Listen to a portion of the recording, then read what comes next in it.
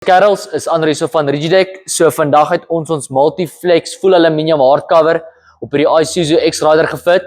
Ons het die oorspronklike X-Rider rolbaar vir die kliënt afgehaal. Dit is hom gefit met die V-Cross sportsbar. Nou ons het hierdie Multiflex gebou om in die binnekant van die sportsbar te pas, so jou sportsbar bly presies in sy natuurlike fitted position en dan die Multiflex word dit in die binnekant gebou. Nou kerels, sodra jy jou tailgate gesluit het, is die Multiflex heeltemal gesluit. Jy kan nie net hierdie produk oopmaak of van die bakkie afhaal of enigiets soos dit sonder dat die kar oopgesluit is nie. As jy jou tailgate oopmaak, het jy full access tot op jou cover. So hierdie cover gly dood eenvoudig net so terug.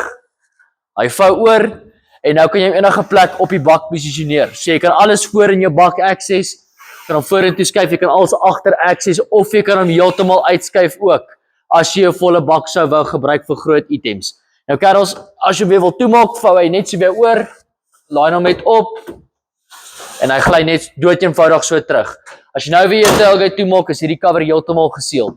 So kerels, hierdie produk is ongelooflik maklik om te gebruik. Jou vrou, jou kinders, jou skoonma, die skoonma kan eintlik agter onder die deksel lê, dan sy ook toegesluit. Maar anyway, so kerels, as jy enigiets soos hierdie op jou bakkie wil benodig, of dit nou 'n X-Rider, Isuzu of dit nou 'n V-Cross, Wildtrak, Next Gen Ranger, Hilux, jy noem dit, ons doen dit. Kerels, as jy enigiets soos hierdie benodig op jou bakkie, asseblief kontak ons gerus en ons sort julle uit. Wonderlike dag verder.